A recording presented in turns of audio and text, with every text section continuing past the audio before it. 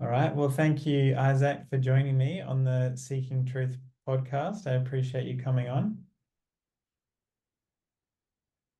I I mean, yeah, I think you need to rename your the podcast because you know why. yeah, I do. That was actually one of the things I wanted to ask you about, funnily enough, because I've heard you speak about this. Yeah, where for you, teachers that instill in students an idea that we need to get somewhere. That's not for you. That's not It's an error. It's an useful. error. It's an error. Yeah. Yeah. In fact, it actually it's a hindrance. Mm. And to be clear, I'm not a teacher. I've heard you say that before. I'm simply an yeah, I'm simply an invitation pointing you to what you've always known. Mm. So that doesn't require teaching. Mm. To me, a teacher is someone who perhaps has Know something. well, see, that's a trick too, know something. But you do hold meetings online and people come and ask you questions and it has a bit of a teacher-student Yes. vibe to it. No, for me, it has a vibe of people with a common interest. Just like, if there's a bunch of musicians who love to play music together, they come together and they play. And sure, somebody might have been playing for years and somebody might be a beginner. Mm. And, but that's cool.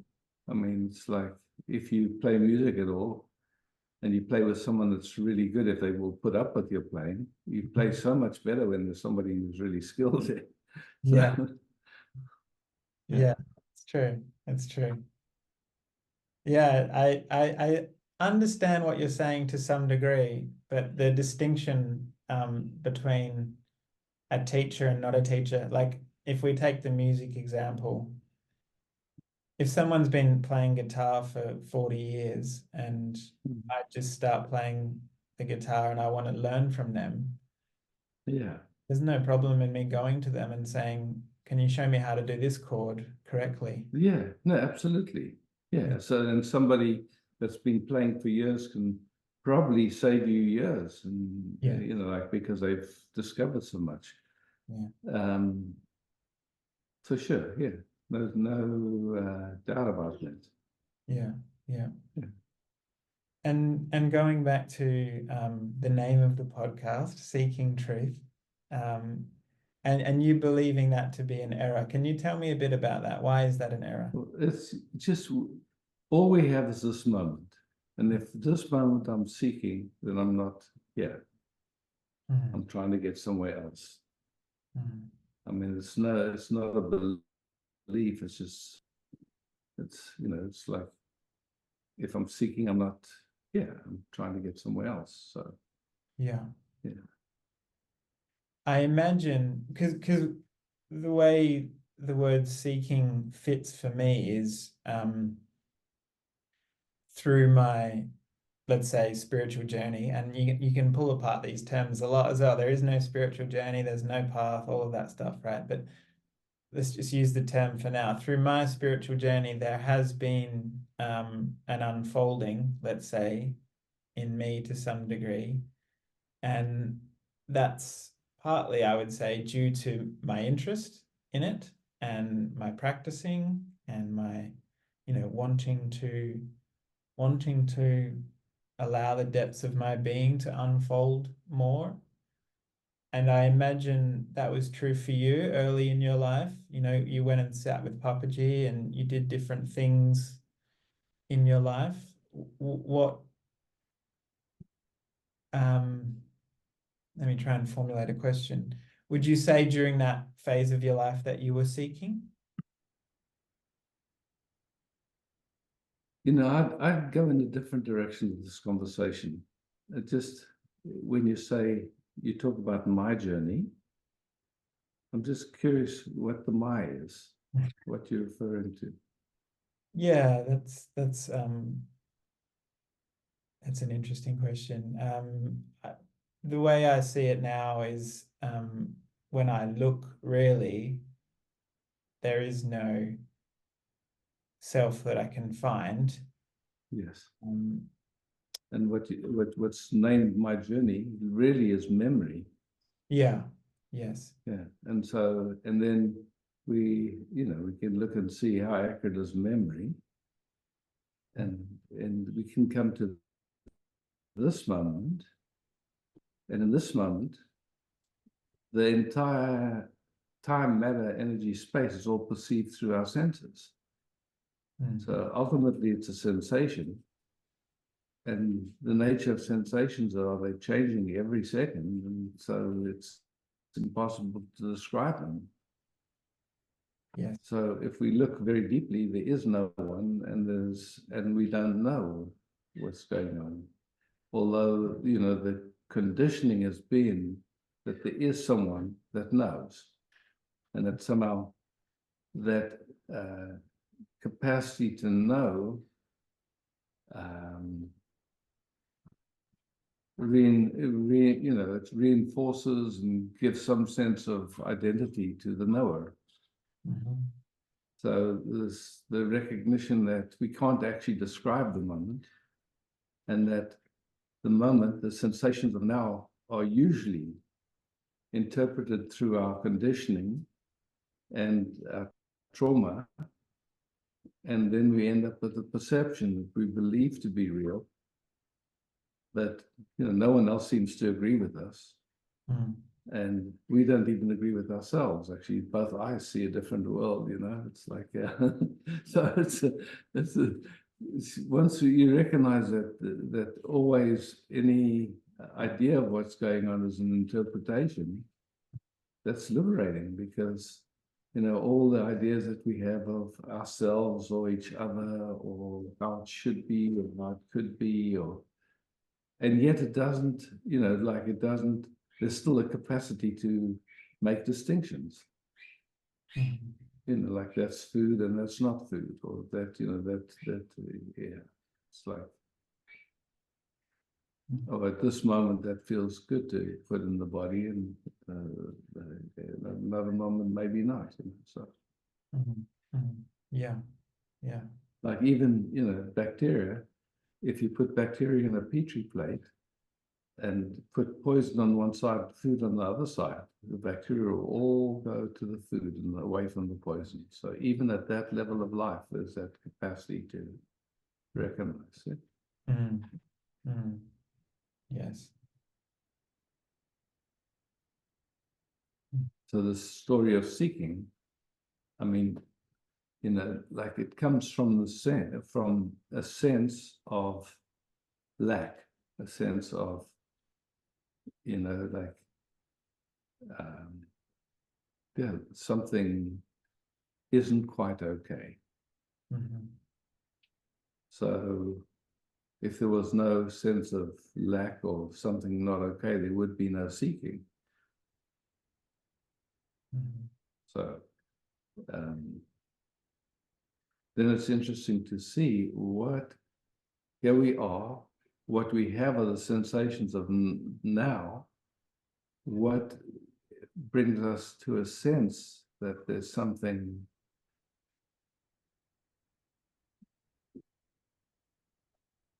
not full, not, it's like, so we could say it's like a wanting something different. Or, if you really want to flash it out, it's like, hey, universe, somehow this moment isn't the way I think it should be, and I refuse to be happy until it is, because I know that it's possible for it to be different. So, it's like so there's those gems. So, like, sure, what happens for many of us is that there's a recognition of suffering happening. And going, wow, what is it? How do I come out of the suffering? And so, one of our conditionings has been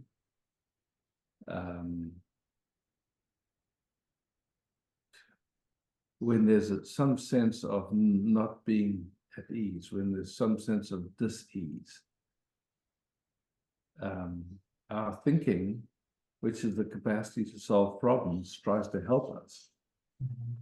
And so it'll come up with, okay, that's what'll do the job, yeah? Enlightenment, a relationship, more money, whatever it is, you know, it's like it's going to come up with something. And so now there's a movement towards what our thought tells us is going to bring peace or bring ease. And so there's this running. And as long as you're running for whatever it is that our thought has projected, then we're not just receiving this moment as the beloved.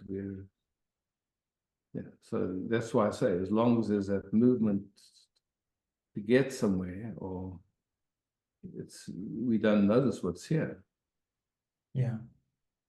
It's not possible. It's just you can't stand up and sit down at the same time. It's just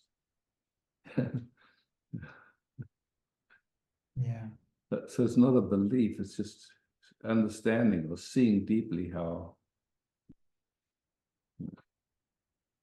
it is, basically. Yeah. So, you know, it's tricky because who you are, you already are. No doubt about it. You can't, I mean, it is that way. But almost all of us have conditioning and trauma, which obscures that, which kind of hides that, just because of the way our habit of attention is, you could say. So our attention is usually running after what we think is going to make us happy. Whatever it is, more money, partnership, enlightenment, you know, so that's how we've been conditioned or brainwashed, however you want to speak it. So how to come out of that is, okay, let's look, we're here, this is it.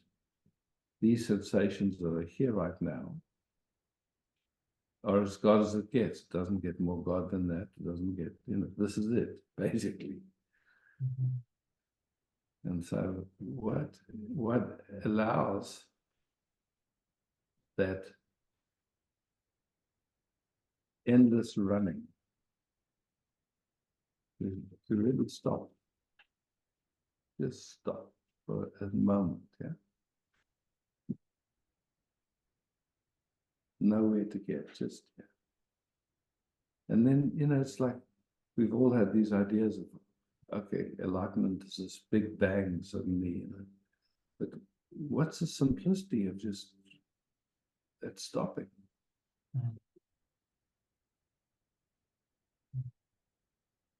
Still sensations. I see, yes, yeah, no sweetness.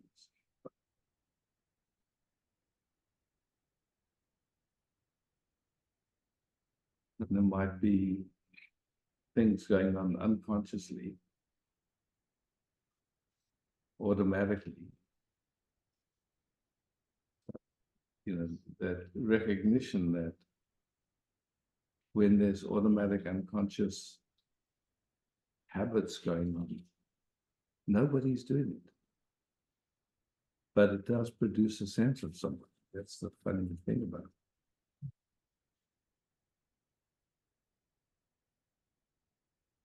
But that which is always here is here, and you can't even say what that is.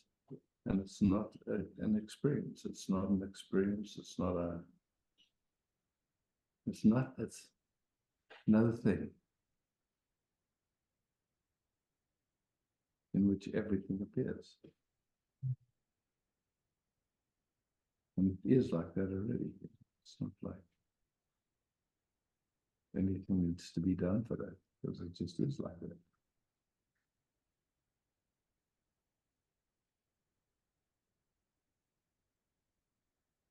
Now, many of these old habits, especially when they're trauma-based, have a sense, like a drive to them, like our survival depends on it.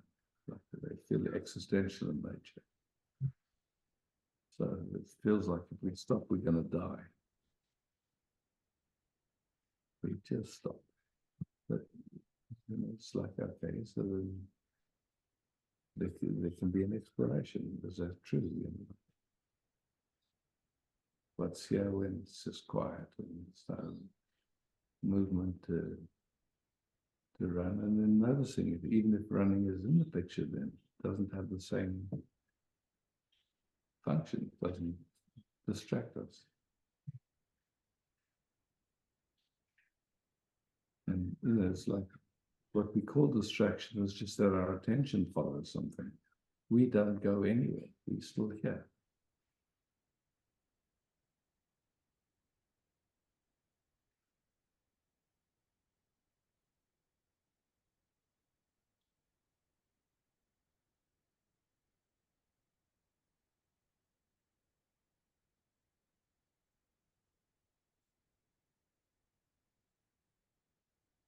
But what you call me, Isaac, actually you see something. At this, at this distance, you don't smell anything. You hear something, and you feel something, and all of that is appearing in you, in awareness. So literally, it's the sense of me is appearing in awareness, in who you are.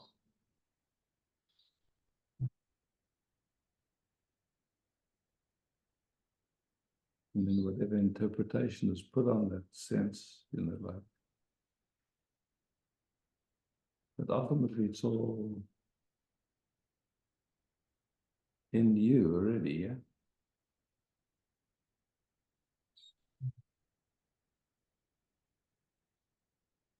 But, that's part of the conditioning. It's like we talk about inside and outside, but that's usually referring to the spotting activity. From the perspective of awareness, that doesn't actually exist inside and outside.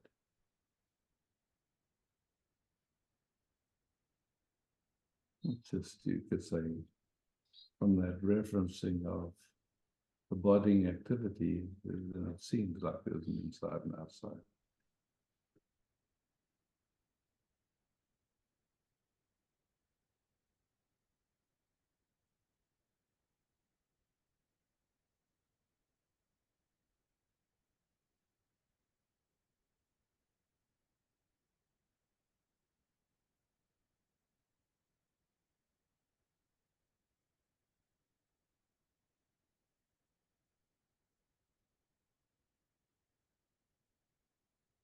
So you were asking about, like a recollection of what I would call my journey or something like that. It's like, I had no idea about any of this stuff, and then somebody smuggled a Playboy magazine into South Africa. They were banned there, and then it was an article by Timothy Leary where he was talking about taking acid and having thousands of orgasms a second. And as an 18-year-old, that seemed like pretty cool. I had no idea about acid or how long a trip lasted or anything about it.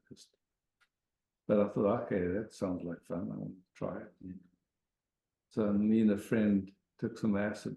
When his parents, we were all living at home still, so we didn't really have a place to just trip out and see what happened. So when my friend's folks went out, means from 7 till 10 o'clock at night. That was, and we dropped some acid, and I experienced such unconditional love, and just, it's like I just could see absolutely clearly. I could look at someone, I could see their past and their future, what they were thinking. I could see there was no separation. There was just love and beauty. And,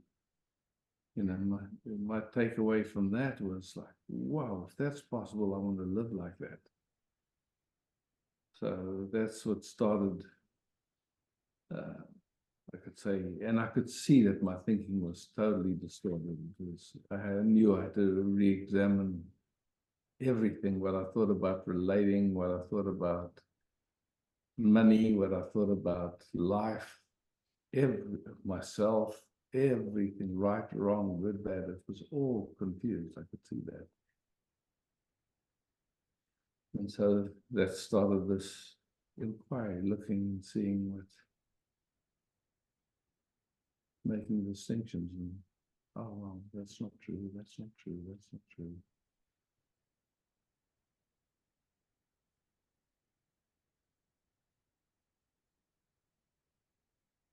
So it wasn't really a question of getting anywhere. It was just like seeing through what wasn't true, you know. Mm-hmm.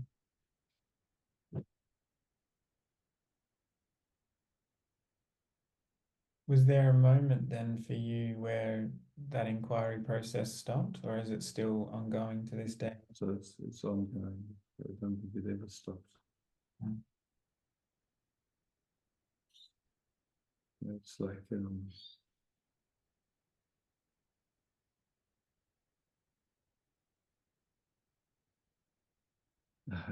story, you know, the last time I went to India and I saw Papaji, you know, he was by far the most expanded consciousness I'd ever met. And I looked at him and I said, oh, I don't know what's happening, whether it's just my eyes or something has really deepened in you, but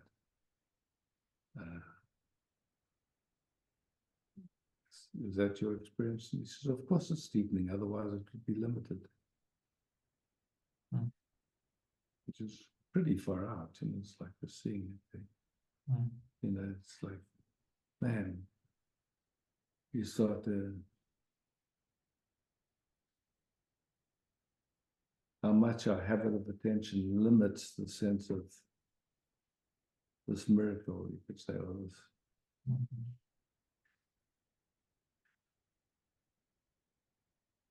So, When you dropped acid with your friend, was it just you and one other, or how many of you? yeah, just the two of us. And what was his experience? The first bit was ecstatic, but then, you know, my friend's parents were coming home, and I hadn't factored in that we had to drive the car. You know, I had borrowed my dad's car. So we went and sat out in the car, and sitting in the car laughing our heads off, and then suddenly realizing, oh fuck, you know, if anyone comes along and sees us, they're gonna, this isn't safe, you know, we didn't feel safe there. And so it was like, wow, where can we go? You know, it's like he was living at home, I was living at home, and so yes, it was like, didn't really know where to be, so to speak. And then it became like a hell realm, because driving the car was a major feat. And then I had a friend that I was at that point studying medicine. I had a friend that I knew liked to get high. But he lived in the most densely populated part of Johannesburg, so we drove over there, and he was into amphetamines. I didn't know it even, but he answered the door, and he was on the end of like a week long of not sleeping, and he looked like death. And we knew we didn't want to go in there. It was like, that's it, no way. So back in the car, and then anyway, so that was the tail end was heaven and hell, you know. It's like, but I tasted something. I'd experienced something directly that, you know, I knew it was possible to just receive the moment in an exquisite way. And so that became interesting. And I didn't know about teachers or satsang. I mean, I had no context for it. All I knew was take more acid.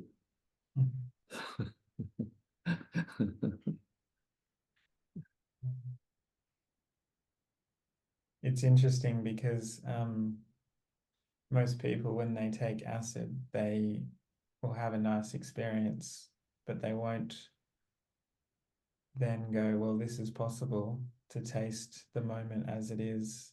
They won't recognize that they have distorted thinking. Yeah. Yeah, it's funny that way, because for me it was like a few things happened. One was, up till that point, I was living in South Africa.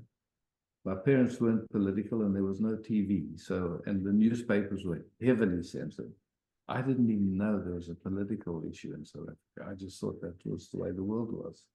People had servants, and I was really close with the African people that worked for my parents.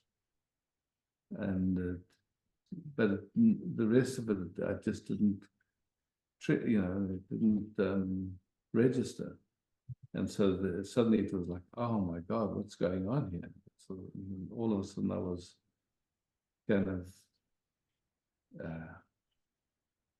wanted to make a difference there. It's like, it's like, oh, this is not right. This is really distorted. And so from one moment to the next, suddenly becoming a radical, you could say it like that. And so, like wanting to somehow,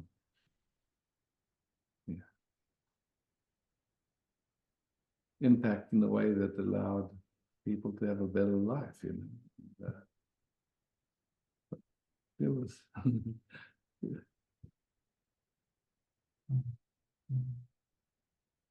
yeah, but like you say, a lot of people dropped acid, they'd have a nice experience, and that was it. It was like, oh, let's party sometime. It was, more like a party thing than an opportunity to really see deeply. What was your childhood like up until, that point? I'd say typical middle class white South African, Jewish white South African. Were you mystical as a child? Were you having, experiences of different to normal kids, in any way that you can remember? I don't think so. I think, it was just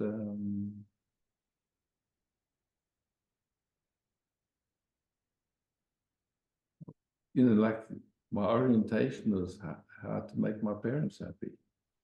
It's like, and then on that trip, it was like, whoa, man, have I been living in a very small perspective, so to speak.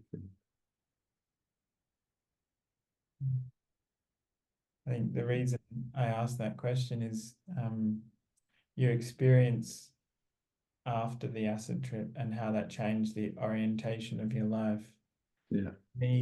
To me makes it seem as though you'd done this before. You'd been a seeker in past lives, and that you were already. See, I don't even believe in past lives. To me, it's like if you take the analogy of an ocean, and on the ocean is a wave, and when the wave crashes, you don't say it becomes the ocean. It was always the ocean. Yeah. So, like there's this bodying activity, which the way we've been conditioned feels like it's separate from totality, but you look a little deeper, you see it doesn't exist without air. So it's not separate from totality ever.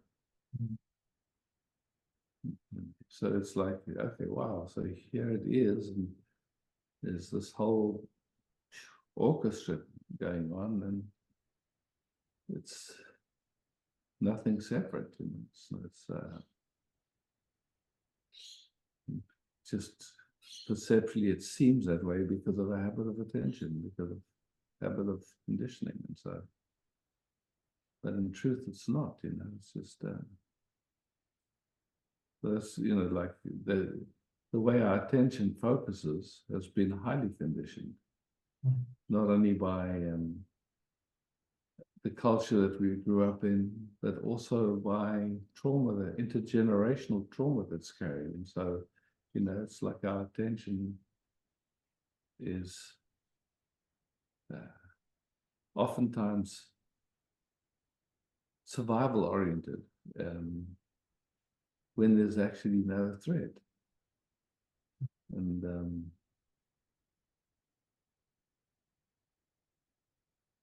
so it's interesting starting to, unwind that stuff and see, okay, look, this is, nobody meant anything bad. I mean, parents were just doing what they knew. It's like, so, but basically, for most nervous systems, human nervous systems have been conditioned to see everything as nouns. So we say Maitreya, and Maitreya is like a noun, as if there's someone there that's fixed, But actually, it's more like Maitreya-ing. It's a verb because, or a tree. It's not tree. It's treeing, or a bird. It's like they're all verbs. It's all life living itself. There's this habit of seeing things as objects, and then it's like so usual to project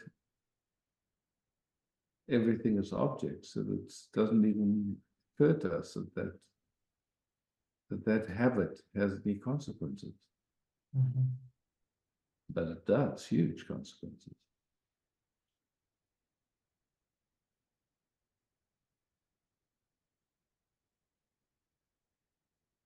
The intergenerational trauma that you mentioned, I've heard you talk about that recently, and I'm wondering whether it's a recent exploration for you, or whether that's always been in your awareness your whole life.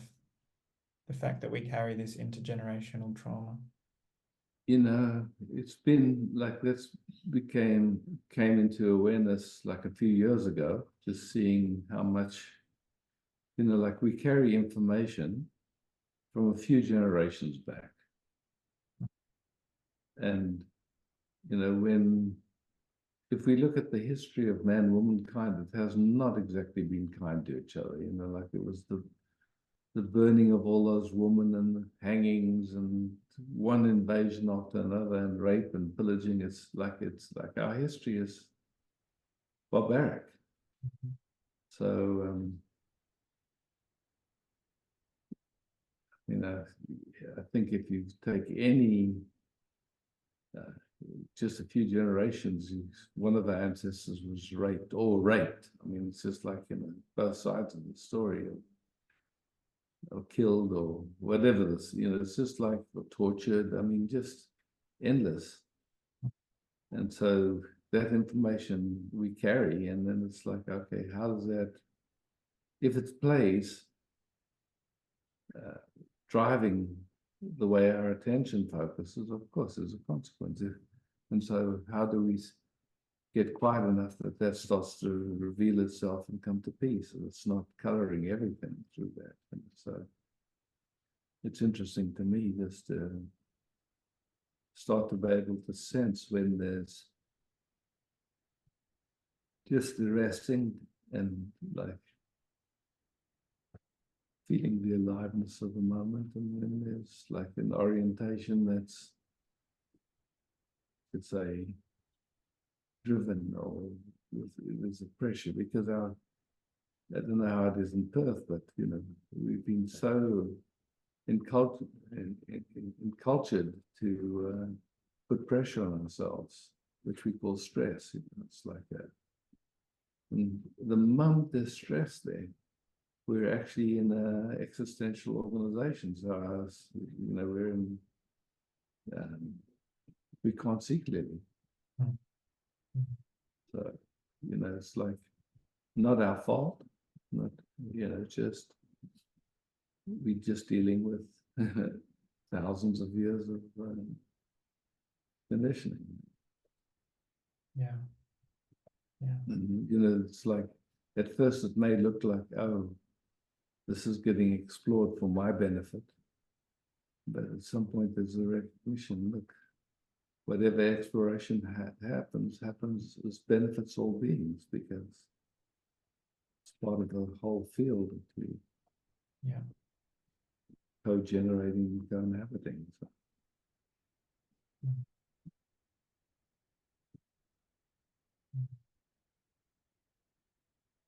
Mm.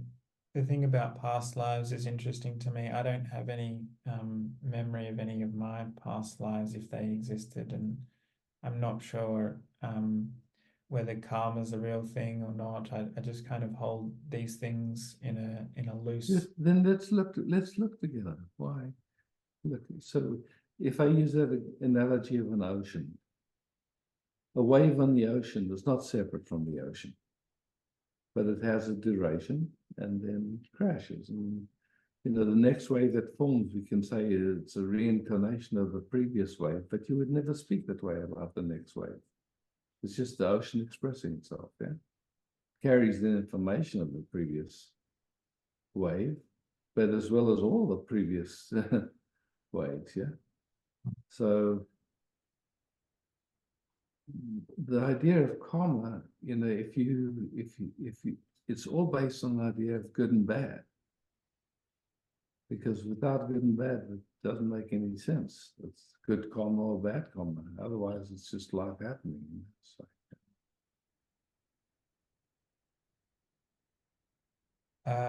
Yeah, there's two things that I would say there. One is like when people talk about memories coming from previous lives, uh, the way they interpret it or the way that makes sense Exactly. is that they've lived these past lives, and it may well be just information coming from the ocean. Yeah. Sure. Yeah, we don't know. We don't know. And I think that's the healthiest position is to say, I don't know. But the big thing is like once there's a deep seeing, we've been oriented towards this perspective that I'm the doer. And then you start looking for that doer, and all you find is life doing its thing, basically. And there isn't anybody that's doing it. And so then to whom would the karma belong? To a fictional character that doesn't actually exist? Yeah, I think there would have to be a soul that Yeah, carries. there has to be a postulation of the soul, something that's individual and unique, that's separate from totality, and that has agency. So there's a lot of postulations there. Well, I don't think the soul needs to have agency. I think the soul can just be witnessing um, from lifetime to lifetime. So then let's look at that. Yeah. So what is it that you can notice the activity of witnessing? But now, can you find the witness? Yeah. You can't.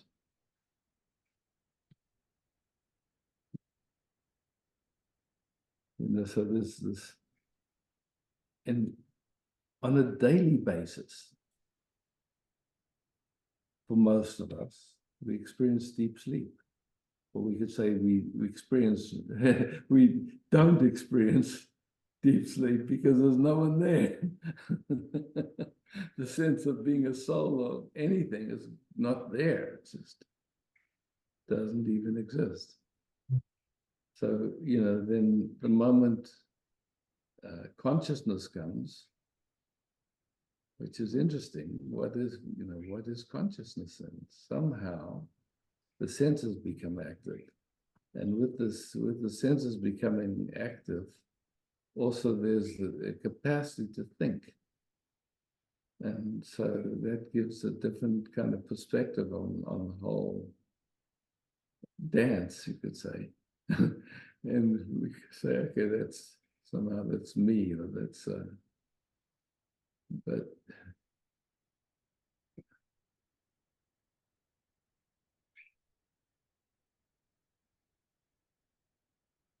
it's fun to really look deeply and say, okay, who am I? What, who are you? Or, and you cut away stuff. Okay, am I thoughts? No. Thoughts come and go. And experience even, no. But yet we speak my experience. But we don't say, okay, look, the sense of experience that happens through conditioning which I had no say over and trauma which I had no say over.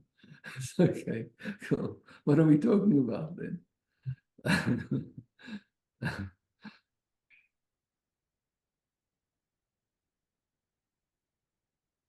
So, it's like, in one sense, we could talk about karma as like, okay, if somebody, when I say an expression of life, which is made up of human and bacteria and viruses and whatever, and conditioning and trauma, is functioning, you could say, as a thief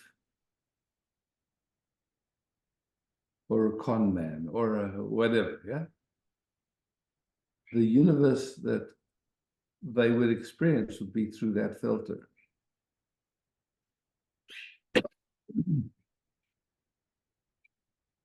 But then if we go deeper with it, it's like,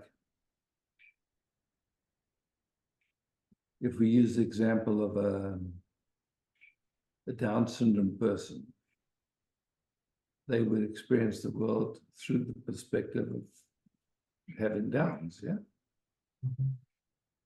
However that affected experience. And we could say that was bad karma, or that was good karma, or, all it is, an experience that's filtered through, you could say, a life. Something completely out of control. You don't control whether you have Downs or not.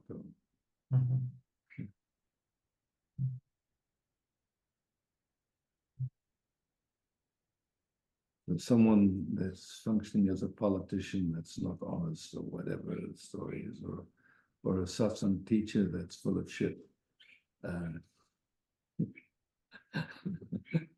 The question is, do they have a choice?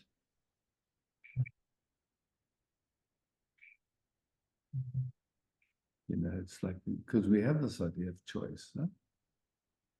Yeah. And so then it's like, but it's an interesting construction in a way. It's like, at which moment do we have choice?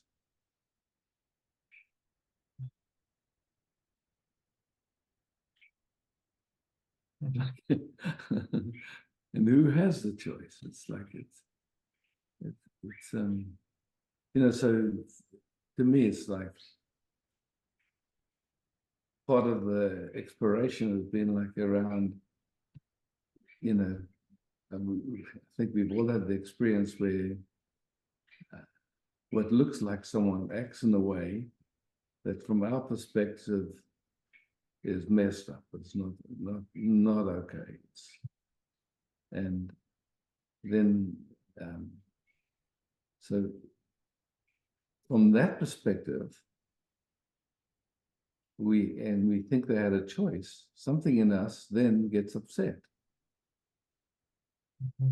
And when I look at what's the function of the upset, it's the upset is to try and help them to see the error of their ways. And so when we think they have a choice, we don't have a choice but to be upset. And an upset can last a lifetime. You can think of someone that functioned in a way that was strange to us. And, there's an upset around it. It's like, wow, okay. So,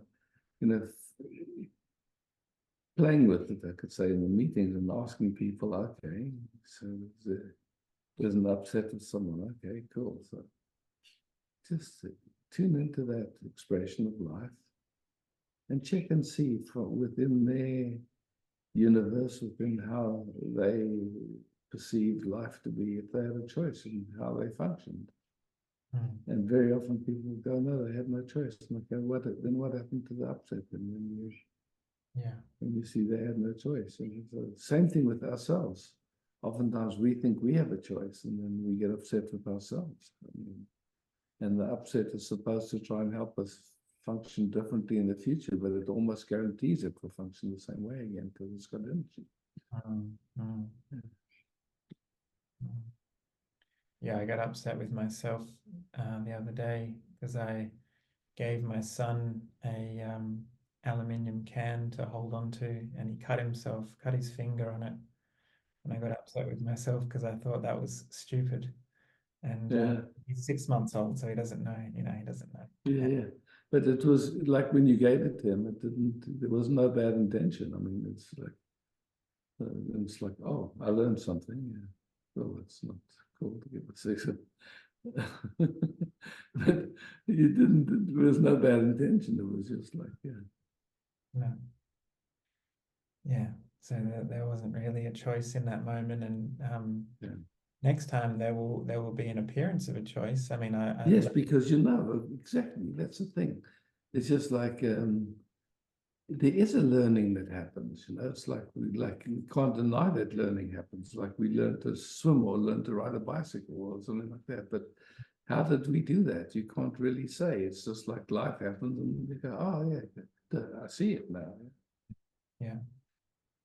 I use the example of, because my life had a lot of traveling, and sometimes you get up in the middle of the night and you're making your way to the toilet, and there's a step that you didn't see in the daylight because you could see it, and then you fall on your ass, and that'll happen one time. Then you learn something. Or 2 times if you're really sleepy and jet lagged.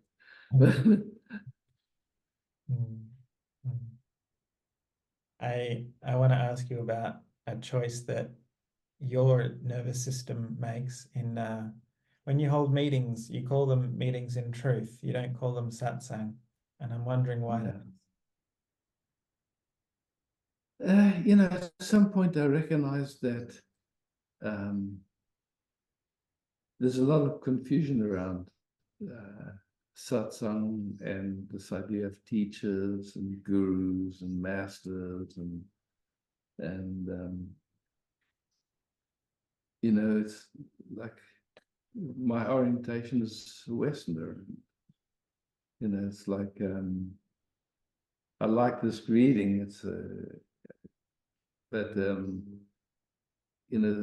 satsang, and then you're in the lineage of this or whatever the story is. For me, look, if the pointing resonates with your knowing, then it has some value. If it's somewhere in the context, it's like the talking becomes an external authority, then it actually does harm rather than point you at your unknowing. So it was just seeing how to make it as common sense and like, okay, yes, if it's you see for yourself and you go, oh yeah, that resonates with what I've always known, actually, then there's no teaching, actually. There's just a recognition of, and it's nothing you have to remember or do anything because you know it, so to speak. There's quite a few nuances in that, just to see the difference between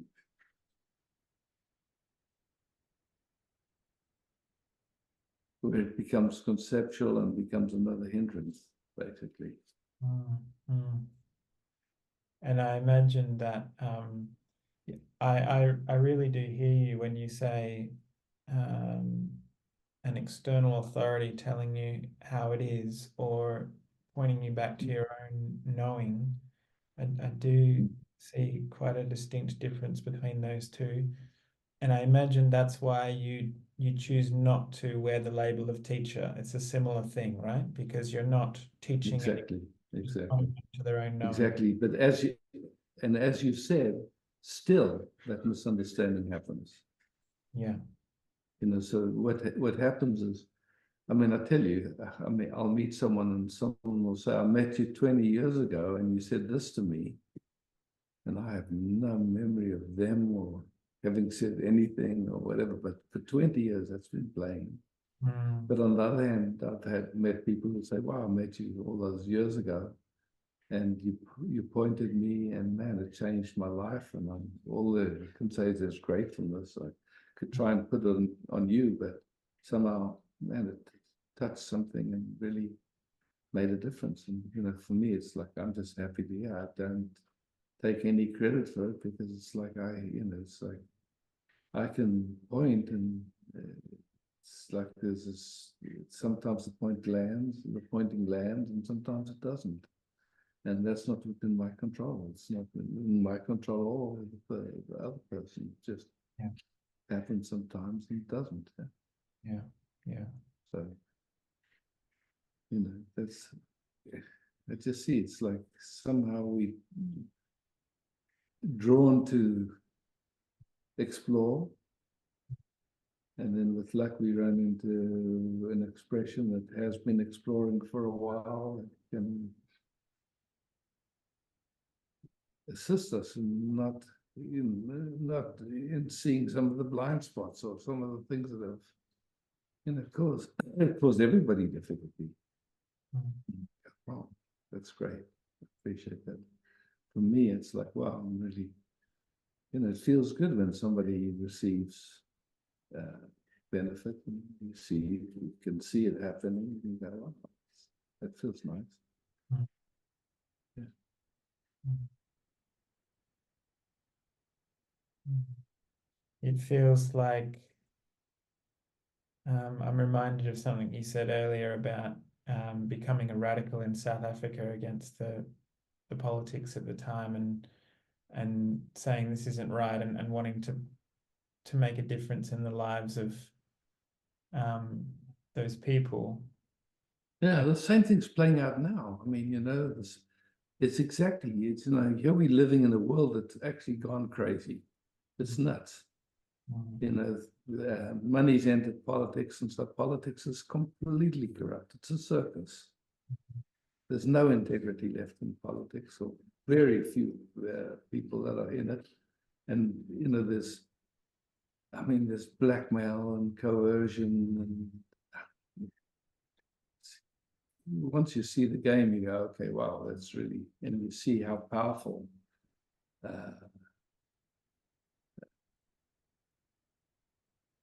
big businesses, so to speak. It's like, most of the media is owned by two, three people. It's like, that's why you see something, the news getting reported exactly the same words in every country in the world. We go, geez. And you can say, oh, that's good. But it's not. Just look, they're owned by the same people. And, you see a guy like Julian Assange being criminalized for telling the truth. And the people that did the shit, they're free. So something so out of whack with that, in my view, anyways. So how do you inform people? So for me, when this whole mandates coming out and people have to, like there's curfews and yes, somehow this very intelligent virus knows that not to come out, to come out late at night. I mean, just such, nonsensical nonsense, Or you go on a plane, you got to stay 2 meters apart until you get on the plane. Then you're sitting this close to the person, and you got to have a mask on. And you can take it off when you eat, but I mean, this is like, it's just something so cockeyed with the story. If you have any intelligence, Mhm. So for me, it was an intelligence test that most people failed.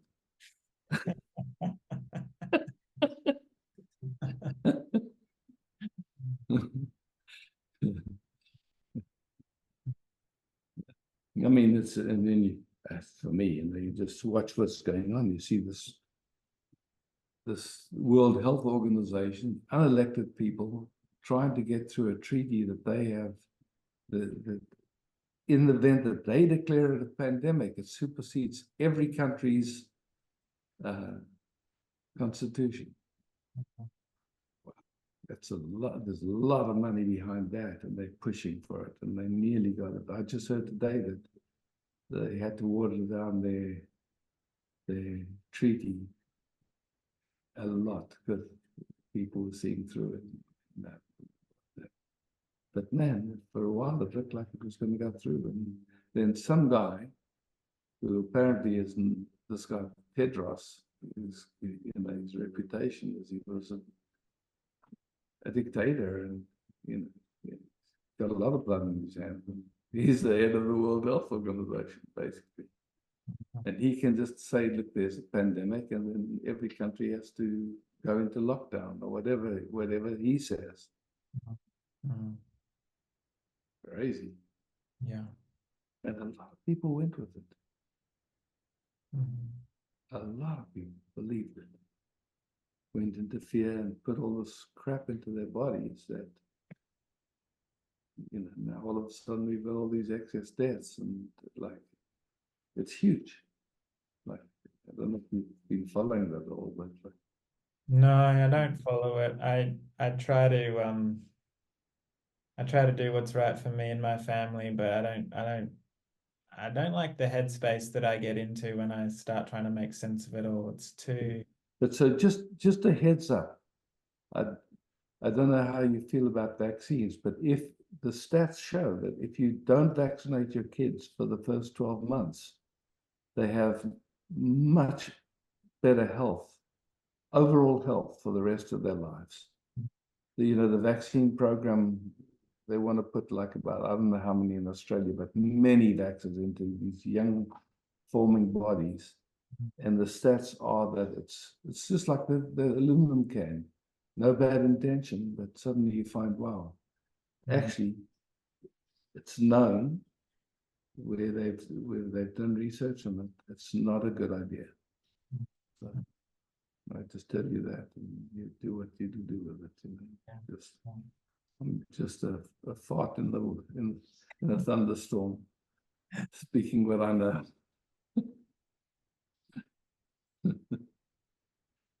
Well, I want to wrap up the conversation. It's been lovely. Your presence, I know it's I have to use dualistic language, so I'm going to use the word your. But your presence is palpable on the Zoom call, and um, I can feel my system settle when when I'm tuned into you, and things just sort of quieten down inside me, and there's not so much thought, and it's just a nice presence and awareness, and it's beautiful. So I really appreciate that. I appreciate you taking some time to talk to me. Yeah, and for me, that's a natural phenomena. It's just like when our system feels safe, when we don't feel like there's any way we have to be, or like we can just be. There's no wanting or needing or anything. Yeah. Our system can relax, and then it naturally just comes into resonance with the most coherent system around. Yes. It's automatic. I don't do anything, you don't do anything. It's just how nature functions. Yeah. But, Beautiful.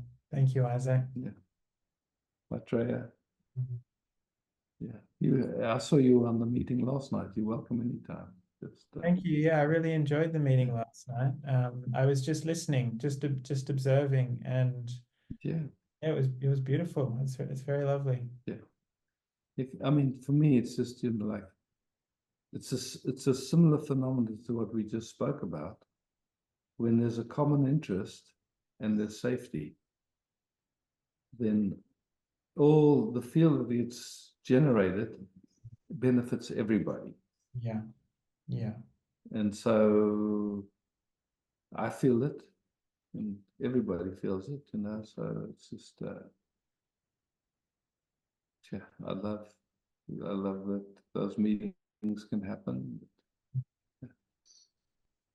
Yeah. Cool. Yeah, thanks for doing what you're doing, and Mm.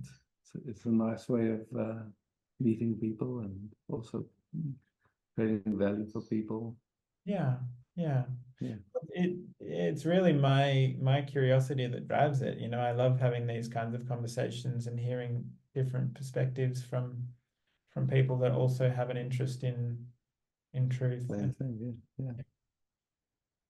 Mhm. I'm sure you're starting to discern there's some people that have had a deeper seeing than others. Oh, yeah. Yeah. Yeah, That's it's just like that. Everyone's doing their best. yes, that's right. That's right. Yeah. Yeah. Beautiful. Nice to see you, Isaac. Take care. Cheers.